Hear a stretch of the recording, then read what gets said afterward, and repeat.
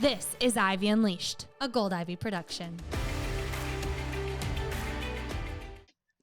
Welcome back to Ivy Unleashed. Today we are so excited you are tuning in because we are here with our good friend and coach, Cara Hatch, but this time we are reversing roles. Yes, and I was nervous about this because Cara has really helped me with my life, helped Brooke with her life too, with all kinds of, I don't want to say advice because you really just ask really empowered questions, and I've learned a lot from you. And then Cara asked me to be her coach, and we have some big news to share. Cara, what did you just do? I just ran a 10K. Yeah, you did. And for all of the runners out there or non-runners, like that was a big deal for me. Andrea runs marathons. She coaches people to run marathons. This felt like my own personal marathon. And I realized that it doesn't matter like what the actual number is. If it's new for you, it's new and it requires the next level of you. So I had to like overcome, well, it's so much, but then also it's not that much, and all just navigating those different thoughts that I was having. I think it's super important to dive into all those things, especially what you just said about it being new to you. And so can you give our listeners a little bit of, they know you from being on other episodes. You were on episode 4, which is like one of our most popular episodes, and 43. But for those that haven't heard from you before, can you tell them a little bit about yourself and your history with exercise and what kind of got you to start coaching with me? Yes. Yeah. So I'm a health coach. I've also moved into a management role within a healthcare company. And so health and well-being has been part of my life for a really long time. In addition to that, exercise at times was really sporadic. And a few years ago, I got really consistent with strength training, and that felt good. Strength training let me know that if I could lift heavy things in the gym, I could also handle heavy things in life. And I loved walking. Walking was so relaxing, walking with a podcast, enjoying nature. That was my jam. And then I fell in love with a runner. And then I was like, if I want to have more quality time with this person, I might need to learn to run too. The challenge is, for decades, I had the story of I'm not a runner. I hate to run. It's just not a thing for me. And, I'm working and I'm a mom. I have a 12-year-old and a 15-year-old. And then just the thought of trying to add that in, it took me years to get consistent with strength training. I finally got that solid. And now I'm like thinking about this, adding the new thing. I couldn't figure out how to make it work. So then I would start running with my guy. And every time we would get ready to run, I had this feeling of, oh no, I don't know if I can do it. This is going to be too hard. How will I ever come up? And I became even more aware that the thoughts that I was having were creating even more problems and resistance in the actual running. And so I know as a coach that the mindset is super important. So then I had this wild idea of, well, what if I got a coach who could help me run or learn how to run and learn how to like it, but even more important, help me shift my mindset around it. So that happened in January, and I decided to reach out to Andrea of like, I know you coach people who train for marathons, but what would it be like to coach someone who wasn't ready to do a marathon, but did want to do something that was challenging, who didn't think of themselves as a runner? Like, what would that be like? Like, could I change my own mind with help? And that's kind of how we connected. And you said yes. And then I thought, oh no, I've got to do this now. I love it. Well, and for those that aren't familiar where we live in Minnesota, and Cara really likes to run outside. There was some treadmill action and things like that, but to sign up for a spring race is really tricky here. And she did a 5K in March too, and it's It's tough to run a race in spring, and you never know what weather you're going to get on race day here. It's just like it's snowing 1 second, it's 80 1 second. You were very dedicated to making this happen for a lot of reasons that we're going to get into. I really want people to hear that what training's all about. You know, it was spread out over 4 months, and a lot happened in those 4 months for you. Yes. And I think what was super helpful is we had that initial coaching call where you were asking me about my life and what I wanted and what was going to be realistic. Because oftentimes I would go online and look at a training plan, or I would read a book and get really inspired, and there would be like a model plan. I'm like, yes, I'm going to do this. And then by day 2, I would fizzle. And it's because like a structured program that doesn't take into account somebody's life and their circumstances and their other priorities, oftentimes it's not realistic. And so we had that conversation. And then when the plan was created, it was based on what was doable for me. And that was the key, because I had something that was in alignment with my week and my days. Yes. And not only your week and your days, but also your preferences and what you enjoy, right? Like we weaved in your walking. We weaved in how much you really wanted to keep your strength training routine going and how you wanted a day that was just like flexible. Like I could rest. That was key.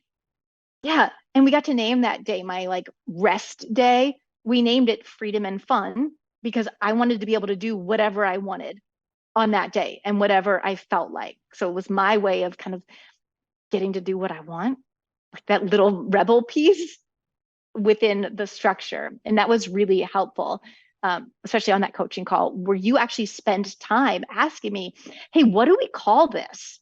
What is this for you? And then that was really something to look forward to on Sundays. Good. It's so personal. Yeah. Right? Like everyone, you know, when we went this past Saturday and watched Cara run the race, there were so many people there.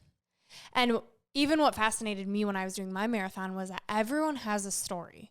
Right? Everyone wants something different out of this. And it's so cool to think, like, what is it for each person? And so for you, Cara, it was more quality time, tying it to something so valuable, having that why, right? And then wanting to break through that ceiling of, I can be a runner. So I'm curious, throughout these 4 months, how did you notice your mindset start to shift? What was that like? When I think about the trajectory of it, going from like, I can't run, I hate running, like I'm not a runner, to this little spark of like, well, maybe I could. Like, what if I'm wrong about myself? And then I started talking about it, and I'm surrounded by people, and they're like, well, yeah, you could do that. Or if I went out for a run, they're like, well, you ran. That means you're a runner. And then I realized that there were people around me who believed in me, but I didn't. So it was an opportunity for me to choose, oh, maybe I could borrow their belief for a little bit and then hold that mindset of like, oh, like, what if I'm wrong? Maybe I could learn this. And maybe I could find ways to get out of my own way. And that was really helpful to come to that awareness of like, you're the one that's making this harder. Oh, that's so powerful. It's really good, but it's also such a bummer when you realize like you're the problem. I'm like, okay, Taylor, like I get it. It's me. Like I'm the problem. And so then you're presented with that choice of, okay, do I want to keep complaining, or do I want to skip it, or do I want to avoid it? Because sometimes we do want to choose no. Like, nope, just something I feel like complaining about, not interested in changing. Completely legitimate.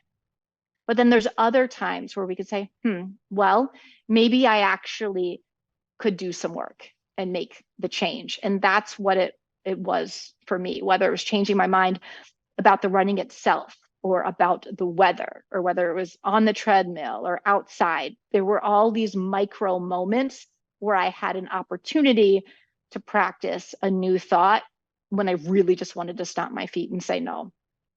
Yeah, I think there's also a misconception when you see this beautiful day, this beautiful race, all these runners crossing the finish line. Wow, easy for you, went nice and smooth. But that is not the case. Training is not a super smooth process, and you build a lot of character in the midst of it. And so I would love for you to talk about how this was not perfect. There were some roadblocks. There was a bumpy ride here or there. Could you just talk about, like, you know, in 4 months, what can happen and kind of how you got through those road bumps? We'll start with the weather. It's Minnesota. It's January. There's snow. There's cold. There's ice.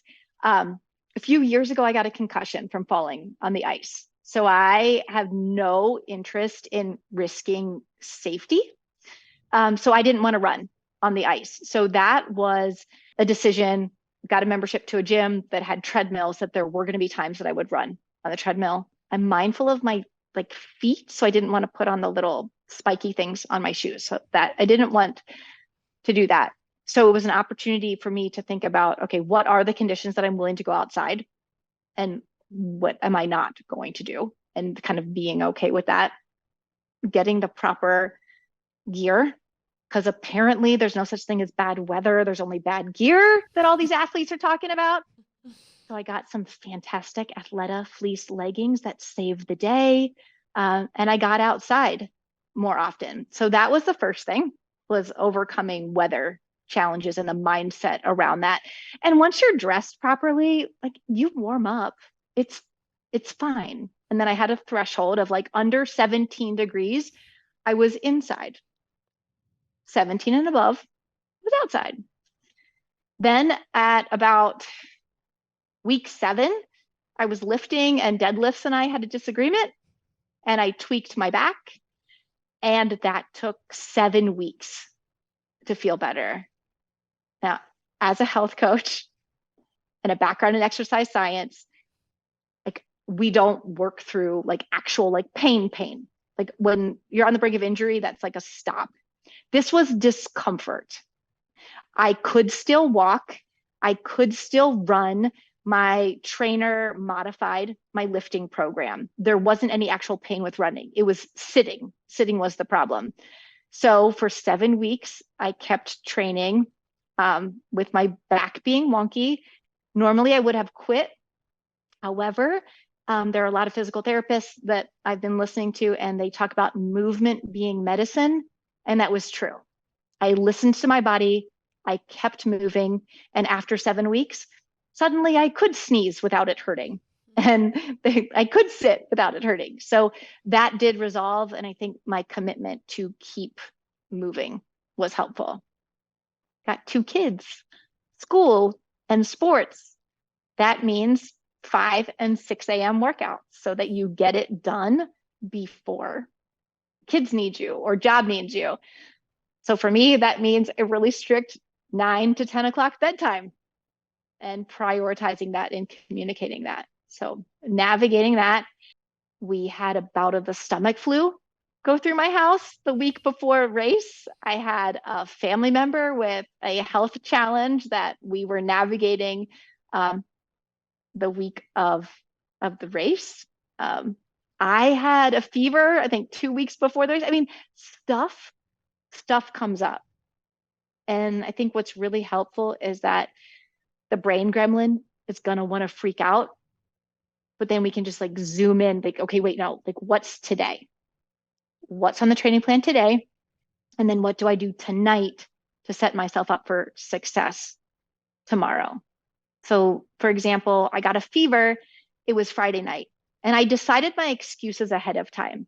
So like, ice running outside was an acceptable excuse. Lightning, acceptable excuse. Fever, acceptable excuse. I don't feel like it, not acceptable excuse. So that Friday night, I was like, okay, we have a fever. That means we're not doing long run on Saturday, but if there is no fever, we will do long run on Sunday. So I just I shifted it, like, within putting constraint on purpose of how do I get it done? And then every time I did a workout or I did a run, I highlighted it on the training plan so I could see each little increment adding up, because it's really overwhelming when you get 17 weeks of things to do. I love that. Bringing it to what is today, right? Blinders on. What do I need to do? And knowing how good it's going to feel when you do cross that off. It feels so good. And then you know what really is a kicker? If you accidentally highlight the next day that you haven't done yet, and then you absolutely have no excuses. That happened on a 5 mile day that I hadn't done yet. I'm like, well, now I like really have to do that 5 mile. Like I already highlighted it. Like you do it. I did it. But then that day I forgot to start my watch. And so then I realized that at about the 1 mile mark, I knew where 5 miles was on my route. Then I was like, crap. So I started my watch and I'm running. As I'm getting closer to the end of my run, I knew my watch wasn't going to say 5 miles. And I had never run 5 miles before. So I was like, well, now I got to keep running to get the watch to say 5 miles. And I kept going and I accidentally ran the 6.2. So I accidentally ran the 10K on the day that was a 5 mile run because ego. Because of how strong your mind is. Determined. I was like, I wanted to say the 5 miles. So I did that. I love that so much. And I want to talk about those days where even within training that you ran farther than you would ever ran, right? You would see that number and be like, I've never ran 4 miles. What does that feel like? Even though it's not the end number, but running the farthest that you've ran in the midst of your training. You helped me a lot with this because it was a topic that came up on our coaching call because I wasn't sure. I was like, what do you do when those gremlin thoughts come in? It's like, I've never gone that far. It's too hard. I don't know what's going to happen. And you helped me come up with this idea of what am I going to learn today? Like, I wonder what's going to happen. I wonder how I'm going to do that. And looking at it as a learning opportunity took the pressure off. It took the failure out of it. Because if I'm learning, then it's just, I'm going to go out there 1 foot in front of the other and see what happens. And then you do it and it's like, oh, okay, if I reverse engineer it, I decided I was going to run. I picked the playlist or the podcast I was going to do. I dressed for the weather. I picked the route. And then I made the decision of just like 1 foot in front of the other, just keep going. And then you do it. And it's like, oh, and that helped me realize sometimes you don't know how you're going to do something until the after. And then once you have that information, that becomes a repeatable plan for next time. That's so beautiful. That's like what I live for right there. Like it makes me emotional because it can apply to any part of your life. It can show you what you're capable in so many avenues of your well-being, right? Whether it's with your mental health, physical health, relationships, you name it. Like you don't always know what's going to come out of this, but if you trust yourself and you show up, you might not even run the full 4 miles, but like getting out there is the hardest part. And I'm glad you said the trusting yourself because sometimes you don't know what you're capable of. And if you haven't pushed it, realistically, like you don't have that trust established yet. And like, that's okay. Like we can trust in our ability to try, but we just don't know what's going to happen. And so I had to become even more comfortable or trust my ability to handle whatever came up. For example, there were times when I didn't know if I was going to cry. So I'm like, okay, this might be the run where we cry. I've cried before. I trust my ability to cry. I happen to be a runner who doesn't know what her stomach is going to do. And so there were times where I just had to trust myself of like, we will figure this out. We will find a porta potty. We will find a gas station. We will deal with this. So just like having to build that trust of like whatever comes up, or like if I have to run or walk, okay, I'm going to listen to my body in that moment and walk for a little bit and then trust my ability to pick up and run again. Okay, I'm curious, Cara. Did you complete everything on this training plan? Like, was everything highlighted by the end? No, there were markings on everything. So there was like tiers of it. So pink highlights were completed like as prescribed. If it said 3, I ran 3. there were times where, for whatever reason, like I didn't, or maybe it was a walk run or something was modified. So that was a blue highlight. So that I could see that it was a blue highlight.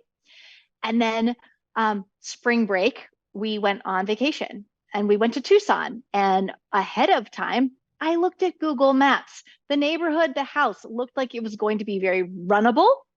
However, when we got there were no like shoulders or sidewalks, and the neighborhood was up and down, really big. And we did see a wild javelina run by the fence, by the pool, by the house. And I was like, okay, there's no shoulder, there's really big hills, and there are wild animals. I'm not running. So there were 4 days where there wasn't any running. So that was like a little pink box around it. So then what I would do is, like, before coaching calls, I would count up the difference between completed days, modified days, or not a day. And then I would come up with a percentage and then let Andrea know kind of like where I was in compliance. And I like to think that I'm not a type A person, but as I'm describing this is sounding very type A. It's more that I like points and I like getting A's on things. However, there are times in life that B- work is fantastic. Like sometimes we give a B- effort on purpose. So then I could kind of see where I was, because like perfect compliance was just not realistic for my life. I wanted to make sure that I was in the zone where I felt like I was truly giving my best effort, and recognizing that like effort isn't perfect. Right. Yeah, I think that's important for people to understand, is like you get this training plan and it can look overwhelming. It's a lot of miles that you're like, I'm going to do all of this, what? Or they just look at it online. They're like, hell no, I don't want to do that. I can't do that or whatever. But yeah, I think it's important. And I try and express that. I don't know if people hear me all the time when I say like, this is a guideline. We came up with what you like to do, what you see yourself doing, what feels realistic, how we can make this not burn you out, right? But also it's not expected that you hit all these things, right? The biggest idea is that you can pick up and go for a run because you've put in enough miles that like getting up and going outside to run a mile or two doesn't feel overwhelming to you. Yes, that was really helpful because I learned like what my mind and my body was capable of. And then that ability to think of, okay, like I can modify if needed. It doesn't mean I quit. It just means we make a shift so that this is sustainable long term. Yeah. So you get closer and closer to the race. You've got different color highlights. It's about like a week or two out and the race is coming. How are you starting to feel like emotionally? I'm starting to feel like I want to be mindful of every single bump in the road where I'm walking. I'm really mindful of, I want to protect my ankles. We had a coaching call and you're giving tips for keeping the immune system feeling good. So I'm like trying to do everything I can to avoid the germs. The universe is really funny, invites all of them into my house. And then I try to blame Andrea for jinxing me, but it is not Andrea's fault. And just getting excited. And it was interesting because like 2-3 weeks out, I wasn't sure how I was getting there. And we had a coaching call and Andrea was like, well, how are you getting there? What's the timing? And I was like, well, I don't really know yet.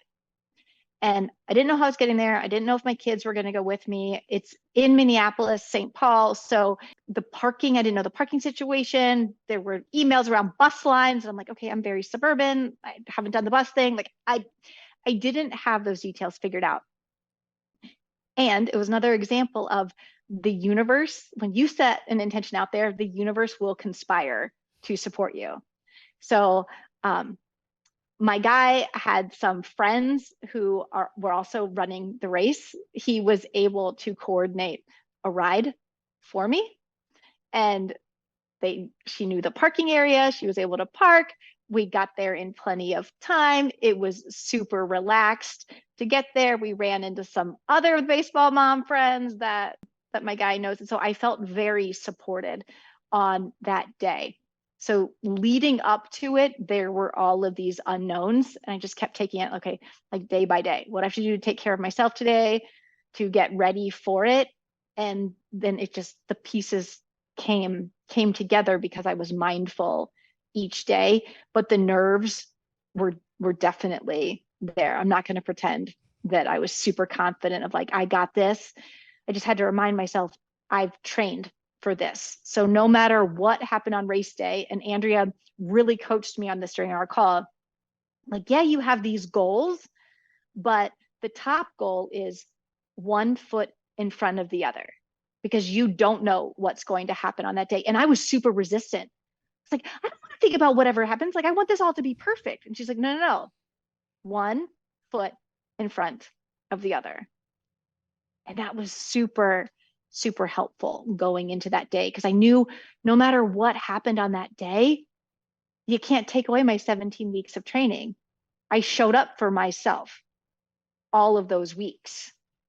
So like that one day, it's a celebration, but if it hadn't have gone that way, it still would have been fine. I would have been disappointed, but I still would have also known I did all of that ahead of time. Yeah. And race day is tricky because the factor that plays in that is kind of the wild card is the nerves, because it can affect your digestive system and you can get shaky and off kilter with your balance. And I've tripped over things like I've never tripped once in training and I fell flat on my face in Chicago. Like you don't know what's going to happen when those nerves and the adrenaline kicks in. And so that's why I tell people that, because you just don't know. And so, and Cara sent Brooke and I a picture of herself and she's like, oh no, I look back at the picture. I just noticed how nervous I am by the way I'm smiling. When I always think of like Catherine, our fellow coach, she always coaches that like anxiety or that nervousness is excitement on pause. So I just had to remind myself, oh, this is excitement on pause. Like when it's ready, I'm going to push the play button and then that energy is going to fuel.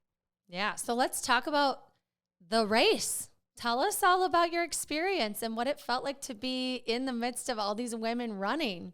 There were it felt like so many people. I did a 5K as a practice, but that was like 100 people in small town Minnesota, which was like a really good experience. I'm glad I did like a practice, but this is now like thousands of people running. It was actually really interesting seeing such a variety of ages and abilities and body types and strides and getting out there and going into it. I really wanted to be able to figure out, okay, how do I go at my own pace and find that rhythm? It was really helpful. At one point, a runner who was easily in her mid 70s ran past me with this like comfortable, strong stride. And at first I wanted to be like, oh, really? And then I looked at her, I was like, oh my gosh, you are so motivating. And I'm 43 now, I'll be 44 in July. And then I was thinking about it, I was like, I've got 30 years, whether it's walking or strength training or anything, I've got 30 years to take care of myself so that I could do something like this when I was in my 70s. So that was actually really inspiring. Because as I was running at first, you're like, there's so much visual stimulation and your attention is going all these different places. And I had to like recalibrate, like, wait, that's not where we want our energy right now. It's like, bring it in, focus, like pay attention to my feet, the little bit of road in front of me, listen to my music. So being able to like zoom in, that was helpful to refocus the energy. And then I realized I didn't understand the flags of like the miles, because there was 2 different colors. I didn't know which one I was. And then there'd be a number, like a 1 or a 2 or 3. I'm like, am I starting one? Am I finishing one? I'm like, I don't know how this race thing works. We're just going to keep running until we stop. Luckily, at one point, like after the first mile, I look over and then I caught like Andrea in the side of my eye. And I was like, oh my gosh, Andrea, Brooke. And then you guys were there and surprised me. And that, the nerves of like, can I do this? Like just stopped. I was like, oh, like I got this. It's on. And then I was able to keep going. It was a huge energy boost seeing the 2 of you there. Awesome. That's what we were hoping for. We had way too much Brooke's fun. Choked up over here. It's so cool to think going back 4 months ago, you hated running, right? You didn't have the confidence in yourself, the trust, all of these things. And it's one day, yes, but what people don't see is all of that work. And it is so beautiful, right? That you say, I want this and I'm going to go freaking get it. And I'm going to hire someone who's done it to help me. And that ownership piece of, I can do anything I set my mind to with the right people. And seeing all of those women run it, like motivating each other, like we are so much better together. And I'm just having this moment of like how beautiful life is. And it's through the hard things that bring us together. And that was so important for me because so often you can have this idea of like, I can't do something, or I don't know how to do something. And people around you will be like, well, yeah, of course you can do it. Like, yeah, you can just go do it. But if you don't believe that for yourself, that's a big deal. And sometimes we have to believe in ourselves enough to invest in help, to know I can do a lot of things. And there's a blocker right now. I'm aware of this blocker, and it's going to require somebody else's brain to help me get through it. And that was like the push for me to invest in coaching, to be like, well, yeah, I'm already a coach. I have this background, but that doesn't mean that I can do everything or I can believe everything that I want to believe about myself. And it's really important to have that awareness that sometimes we just need, and maybe not even need, sometimes we don't just want it. We just might want extra support, especially if you're in a role where you're taking care of other people during the day, or if you're also working, when your energy is going to other people all day long, it feels really good to know that there's somebody like a professional, like, I got you. I'm going to help you get to this goal. Like, you're not in it alone. And it's a different level than your friends and family saying, I got you. That makes total sense. I feel the same way when I talk with you, when you coach me about anything in life. I think that's so key, especially for like moms or like, you know, we all coach people all day long and we give and we give and we give and we're always helping other people. I know a lot of people can relate to this in healthcare and whatnot, that having a coach that can ask you, how did you take care of yourself today? Or what is it that you're kind of wanting to implement into your life that feels kind of far-fetched or hard? Like I can care for you. I can give to you and make you feel like you're holding someone's hand to get you there, because it is possible. It doesn't feel like it when you're giving so much to everybody else, though. And so I feel the same way when I'm on the phone with you. Like, I feel like so supported and cared for, and it's nice when you're caring for people all day long. Yeah, and just to tell the truth about your experience and to have that safe space. That's what's really special about a coaching dynamic, because you can tell the truth about your experience without having to put it through a filter of how is this other person going to interpret it, or do I have to be protective of their feelings? It's a different type of conversation than when you're connecting with friends and family. So that was really helpful for me to have that container. I'm curious how you feel your experience would have been different if you didn't invest in a coach. Oh, I wouldn't have done it. That's easy. Okay, fair. No, like I wouldn't have done it. And the reason why I can say that so quickly and with confidence is I was listening to a book, Born to Run 2, which is a fantastic book. And they were talking about this idea of people running and loving it and not getting injured. And I'm like, oh my gosh, I could do that. And so listened to the audiobook, got the book, looked at the training plan, started with like day 1 or day 2. I downloaded the app. And then there was this idea you're supposed to like run in place listening to the B-52's Rock Lobster, that song. It's a 6-minute song. I did the whole song because I forgot that you're supposed to like start off in increments. Couldn't walk for like a week because my calves were so tight. It's a really good exercise, but like don't start with 6 minutes when you're a beginner. And then I'm looking at this training plan. I'm using the app. It's sending me like emails of things to do. And I'm like, well, I can't do that today. I have this, this, and this. And then I was making up a story of like, well, obviously I can't follow a training plan. But there was also a part of me that kind of wanted to do something. And I'm like, okay, well, if this isn't working and I'm not doing it on my own, like, what if it's not my fault? What if that just wasn't the right kind of support to get me to the goal that I wanted? So I broke up with Rock Lobster. And then I sent Andrea a text. And okay, the real story of this. I was washing my hair, and then I had this idea, like I'm in the shower and I had this idea of like, I bet like Andrea and Brooke could help me because like they could take a non-runner to a runner. And so then I get out of the shower, I send a text to Andrea, and then she responds like, okay, let me talk to Brooke about it. Why don't you start looking at some races? I'm still in a towel.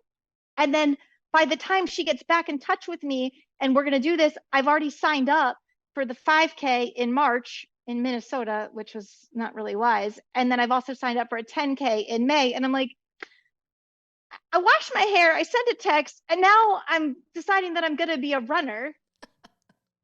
That's a big day. Just shower thoughts with Cara Hatch. Well, this is how it happens. And then I was actually like talking to Riley, my guy, afterwards. I was like, oh my gosh, like I can't believe this wild idea that I had in January is like actually happening now, like on race day. Like this thing, this just like wild idea, like it's here now. Mm-hmm. And that's actually really kind of cool that we could have this like, well, maybe I could. And then build a support team around yourself. And then it happens with like all of this craziness, like up and down in between. Yeah, but it happened, right? You got to that day, you crossed that damn finish line. It was incredible. I'm sure highlight of your life. You're going to do a million more. But I'm curious what you learned about yourself looking back. What surprised you? Surprised me that I was able to change my mind about things because I have a history of being a little bit stubborn. And I set a couple stretch goals. Like the goal was like the first goal was finish. The second goal was, okay, could I do it in 77 minutes? Because that's about what I did it on the day I accidentally ran the 10K. And then my birthday is July 4th. So I was like, well, what if I did it in 74 minutes? Like that would be kind of cool. Well, I ended up running it in just a little over 69 minutes.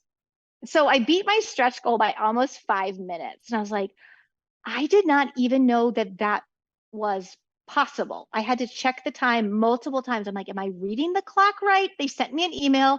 I'm like, well, is this how math works? Like if there's a 1, is that really an hour? Like what is going on?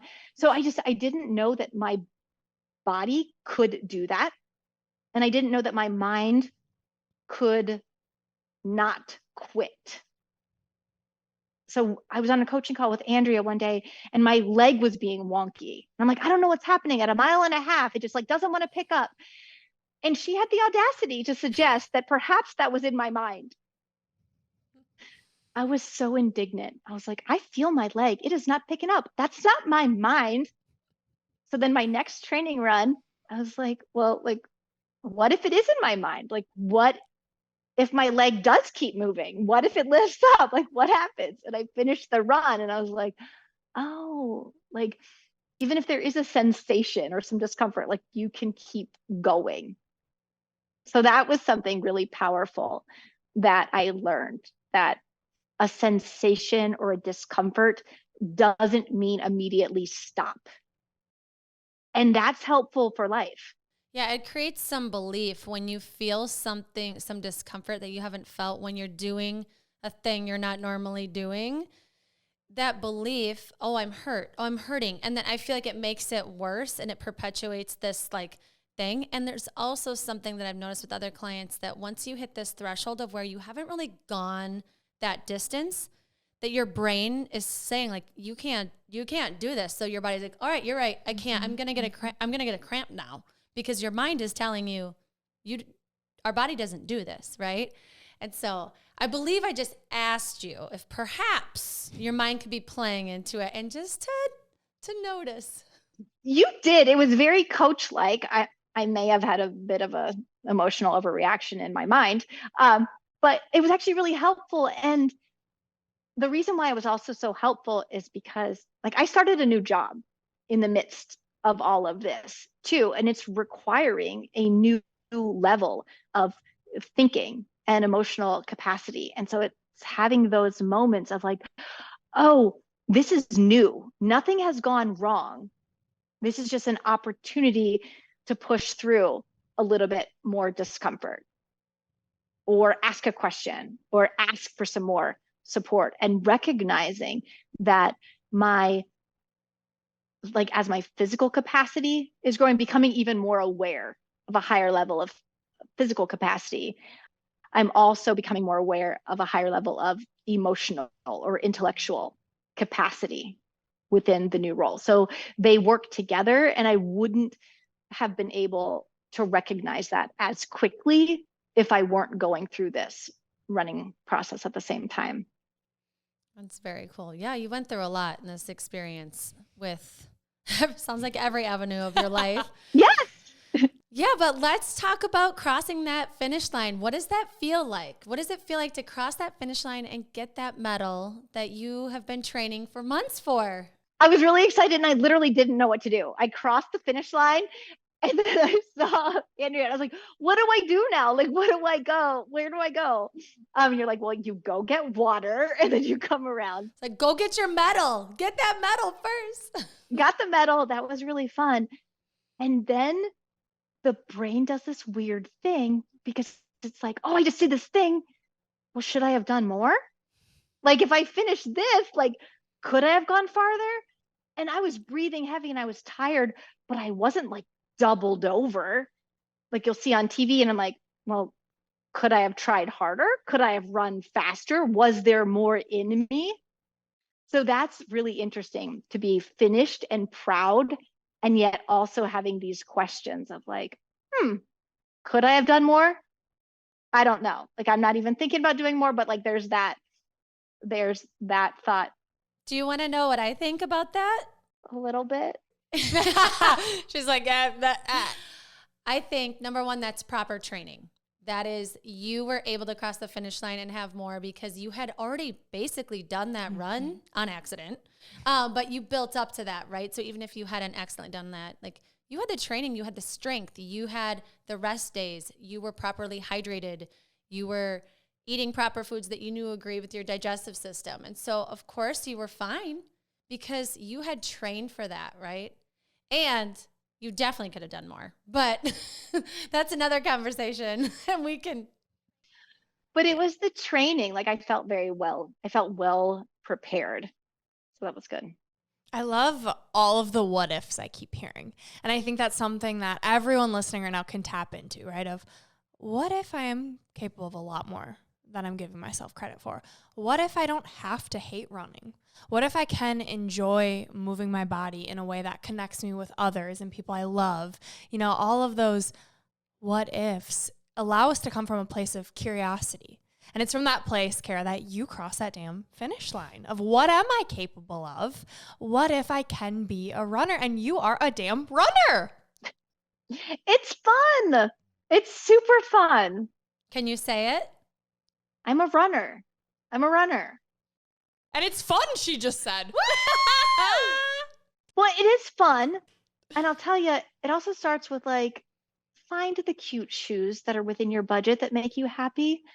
Find the clothes that make you happy. Like when you're running, like, because, and I say that because it is also about creating a new identity. So I would wear my running shoes like almost every day. I would have a couple pairs that I would train or switch between, but every time I put on my shoes, I would say, I'm a runner. The podcast that I was listening to, I am so hooked on people who are running like ultra marathons. Not because I ever want to do one, but the fact that there are people out there, there are moms out there who have the capacity to run 100 miles, 250 miles. It would right size my goal of like, okay, If Sally can do 250, surely today I can do 5. And it's almost drowning out the old thoughts that aren't serving you. And so I would talk to Andrea about different books to read or listen to, because I needed to pump more things into my brain to drown out the other thoughts. So that's important to know, that when you want to do something, going to that highest level of, okay, if I were to change my identity, if I were to start thinking about myself as I am a this, then the values and the beliefs and the behaviors and the environment underneath it come into play. Like I had to go super high and be willing to redefine myself. And there was so much resistance for that, because you kind of feel like a fake and a fraud at first. Well, to your point, you're developing a new identity. Yeah. So it's like, if I talk to other people, like, you're running, I'm like, well, I can only do like a mile right now. Okay, fine. Like, I'm a mile runner. I love running a mile. I don't love running a mile, but yeah.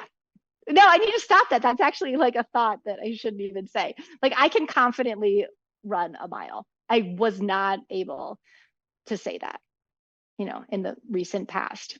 Yeah. Well, we're so proud of you. It's so fun to even just like see you beaming, and to see you on the race day. It was very cool. And to see that you were surprised by us, and just to watch you run up to that finish line.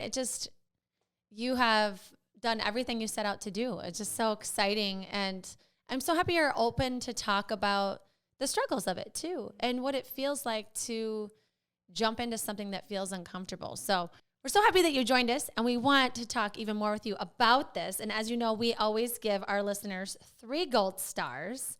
So Cara, what would yours be today? The first one is challenge your nevers. If you notice yourself saying, I could never, or I would never, get curious. Like, is that really true? Could there be something different? 2, be willing to be uncomfortable. And I say that from the perspective of trust in your capacity to feel whatever emotion comes up.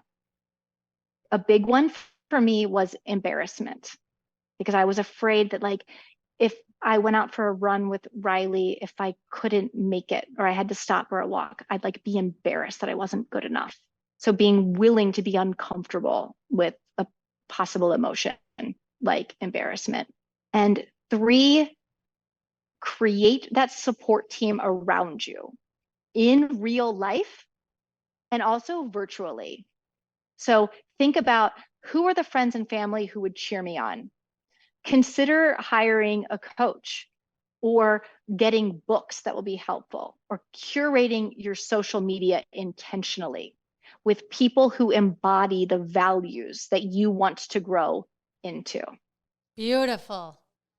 Man, those are good. So good. Okay, more questions, because we love questions. Unleashing Ivy, our rapid fire questions. Are you ready, Cara Hatch? Yes, totally unprepared and fully ready. What emotions or feelings come up for you right now when I tell you I think you're completely capable of running a half in the fall? Oh my God, I knew. And I even told Riley, like, we had a plan. I was like, I am not allowed to sign up for any long races on race day because I was afraid of making decisions with a runner's high. That's interesting. All the resistance of, like, I don't think I can do it. I can't navigate mom life at the same time. I don't want to take that much time to train. What happens when it gets really hot? So we can be worried about the weather in the winter. We can also be worried about the weather in the summer. And there's a thought of, but what if I could? I'm not saying you have to do anything. No, but I can feel it. I can feel the, like, but what if I could? Because that would require, like, definitely a mindset shift. And it would require me to think about myself in brand new ways and overcoming challenges. So, like, that's interesting, of who would I have to become and what would be important for me to do consistently for that to happen? That's an interesting question to ponder. Well, whenever you're ready, I'm here. Okay. This isn't my question, but what if one of us ran it with you? Would that change? What's your pace, Brooke? Well, right now it's about a 20-minute. Okay, then I'm running with Brooke. Yeah, no, that actually, oh my gosh. See, then the peer pressure, not peer pressure, camaraderie. Yeah, that would be really interesting. Because I feel like the only reason I could run a full was because I ran it with Andrea. But to be clear, we don't run together. No, I know you don't. Right. It's like showing up together. Yeah. Cause like, I don't want to run with something. I'm the kind of person where if I'm going through like a hard time, like if I need to focus, like childbirth or when I got a tattoo, like don't talk to me. Don't try to distract me. I need to be like in the zone because like happy Cara is going to turn into crabby Cara real quick.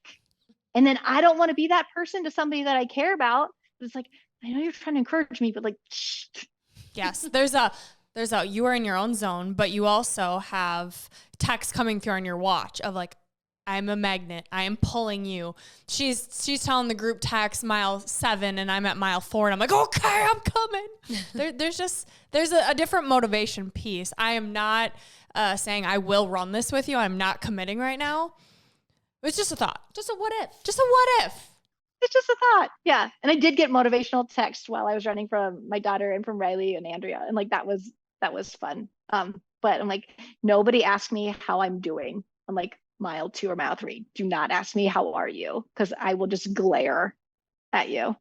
Okay. My question, you run this race and now it's done.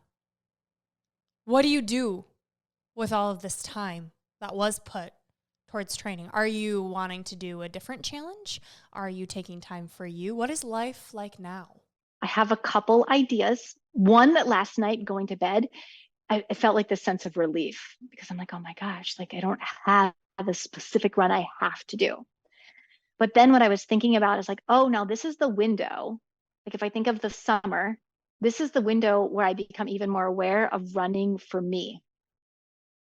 Like I'm not running for a race. It's like, oh, this is my opportunity to become consistent with running simply because I like the way that I feel after the running. So then I started thinking about like, what is the sweet spot of running distances that I like? And I like it 3 to 4 days. And I like 2 miles, 3 miles, and 4 miles. I'm like, oh, if in a week I were to practice that, that's interesting. One of my friends who leads by example with physical activity and all of these like amazing endurance challenges, her name is Sarah. She gave me a book called The 12-Hour Walk. So I'm toying with the idea of doing a 12-hour walk where you are just out there walking, no phone, no podcast, no music, just you and you. Because I can't think of the last time that I was just by myself with no other input for more than an hour, maybe more than 4 hours for sure. Alan Stein Jr., who was on the podcast, he did it with his partner, but he had incredible things to say about it. Yeah. I'm like, the 12-hour walk is one. And then just like, what is it like to just run for me? And am I capable of keeping that going? I feel like we should do it as a business meeting. Just Does that defeat the purpose though? Like I'm trying to do it to chill out, not to like hustle harder. Yeah, you have to be by yourself, like nobody else. Like you walk out your front door and you're just out for 12 hours. How do you know what time it is? I think you can probably have a watch with you. You can take your phone with you but keep it on airplane mode. Yeah, and then there's like a little app that in the community. And all right, Cara, and the last question. If you could go back to Cara 4 months ago, what would you tell her? Downplaying your desire to do this. I'm not sure if that fully captures it. But before a run, I would say things like, oh, I don't know if I could do it, or I don't want to do it, or I'm nervous, or there would be a lot of negative self-talk. But what I realized in hindsight is that was my fear of failure. And it was a way of kind of like setting it up. Like if I don't make it, like I didn't really want it in the first place. So it's like failing ahead of time because you're afraid of failing.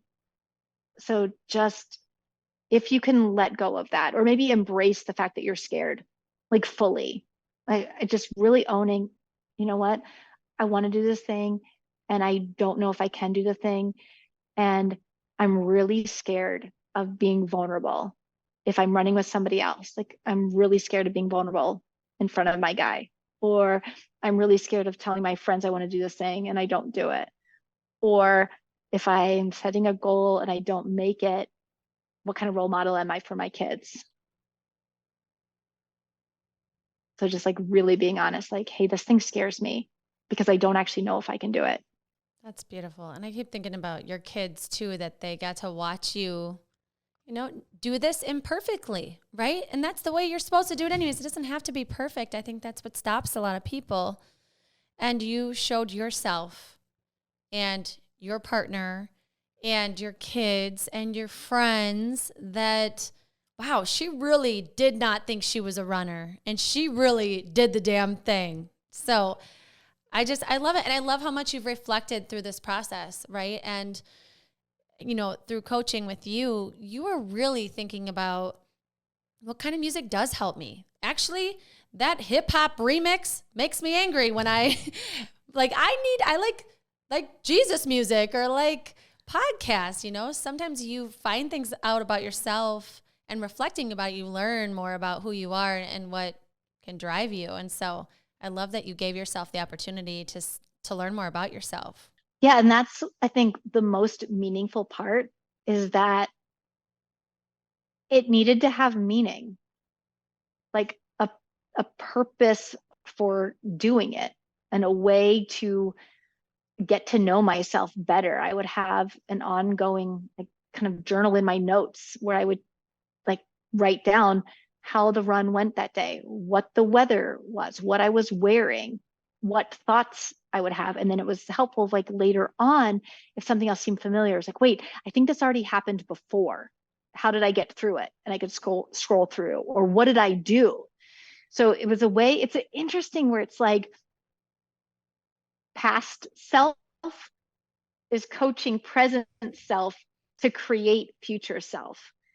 But future self, picturing future self was the key to making it all happen. Wow, we don't do small talk around here. I love it. Oh, I love this conversation so much. I'm so proud of you. And Andrea, I want to know how you feel. How does this make you feel? Seeing Cara, understanding what she's been through, being there firsthand, and now you've got a runner on your hands. It feels great because, this is my mission in life, is to like help women believe they can. Whatever it like be or do, it's super empowering because I've seen it happen so many times where it's like, all you need is one little person to be like, I know you can do this. Like, I know you can. And everything in you is saying, you don't know me very well though, but this is like, it feels so aligned to have a client like you. And that I'm just so happy that you're sharing your experience because people need to understand, like, yes, I'm a marathoner and it can be intimidating to think about having me as a coach of what that would mean and how like strict it would need to be or, and it's not. Like I meet you right where you're at and I want to talk to you about what you want and why you want it and what you want your week to look like and where are your kids going to be in this and what time of day is that and what do you like to eat and we talk about it all because it's really about you. I love being along for the ride though, but it's been awesome. I'm so happy that you trusted me. Yeah, it was like the most meaningful experience and a very, very valuable investment. Not me crying over here. Okay, let's wrap it up before I keep tearing up. Oh, I love you both. I'm so proud of you both. I'm so happy I didn't have to run this race. And that I'm passing the torch to the next one. I can't wait till she coaches you about what you just said about this underlying negativity about it. What does that mean? Cara will get to the root of it. Brooke expended more energy jumping and cheering for everybody running than many of the runners out there. It was fantastic. These runners are like, who the heck is this girl? I'm like, just out here living my best life, screaming bloody murder. It was so fun and such a beautiful day. So thanks for letting us be a part of it. And as you know, Cara, we always leave our listeners with a piece of gold. We hate to see you go. We could talk about this all day long and love to just be with you. But if you could send off our listeners with your piece of gold today, what would it be? That thing in your life that you know you want to do, but you are scared to do because it's going to require new boundaries, new beliefs, and new behaviors. Do it. It is so worth it. And do it the way that Andrea coaches, one foot in front of the other.